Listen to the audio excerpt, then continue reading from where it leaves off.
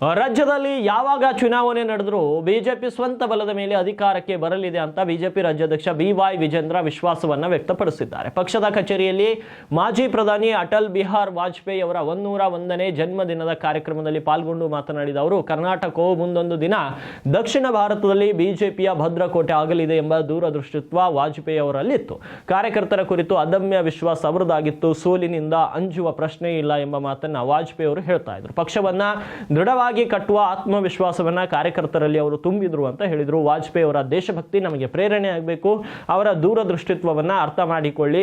ಅಸ್ತಿತ್ವ ಕಳೆದುಕೊಳ್ಳುತ್ತಿರುವ ಕಾಂಗ್ರೆಸ್ನ ಸ್ಥಿತಿಯನ್ನ ರಾಜ್ಯದ ಪಟ್ಟಣ ಪಂಚಾಯಿತಿ ಚುನಾವಣೆ ತೋರಿಸಿಕೊಟ್ಟಿದೆ. ಇನ್ನು EVM ಇರಲಿ, ಬ್ಯಾಲೆಟ್ ಇರಲಿ, ಕಾಂಗ್ರೆಸ್ನ ಹಣೆ ಬರಹ ಬದಲಾಗಲು ಸಾಧ್ಯವಿಲ್ಲ ಅಂತ ಹೇಳಿದ್ರು. ನಮ್ಮ ಸ್ವಯಂಕೃತ ಅಪರಾಧದಿಂದ ಪ್ರತಿಪಕ್ಷದಲ್ಲಿ ಕುಳಿತಿದ್ದೇವೆ. ನಾವ್ಯಾರು ಆತಂಕ ಪಡಬೇಕಿಲ್ಲ. ರಾಜ್ಯದ ಜನ ವಿರೋಧಿ, ಬಡವರ ವಿರೋಧಿ ಕಾಂಗ್ರೆಸ್ ಸರ್ಕಾರದ ವಿರುದ್ಧ ಜನಾಕ್ರೋಶ ಹೆಚ್ಚಾಗಿದೆ. ಜನ ಆಕ್ರೋಶ ಹೊರಹಾಕ್ತಾ ಇದ್ದಾರೆ. ಚುನಾವಣೆ ನಾಳೆಯೇ ನಡೆಯಲಿ ಅಥವಾ ನಿಗದಿತ 2028ರಲ್ಲೇ ನಡೆಯಲಿ, ಯಾವಾಗ ನಡೆದರೂ ಕರ್ನಾಟಕದಲ್ಲಿ ಬಿಜೆಪಿ ಸ್ವಂತ ಶಕ್ತಿಯ ಮೇಲೆ 130ರಿಂದ 40 ಶಾಸಕರೊಂದಿಗೆ ಸ್ಪಷ್ಟ ಬಹುಮತ ಪಡೆದು ಅಧಿಕಾರಕ್ಕೆ ಬರಲಿದೆ. ನಾವೆಲ್ಲರೂ ಇದಕ್ಕಾಗಿ ಪಕ್ಷವನ್ನ ಬಲಪಡಿಸಬೇಕು ಅಂತ ಮನವಿಯನ್ನ ಮಾಡಿದ್ರು.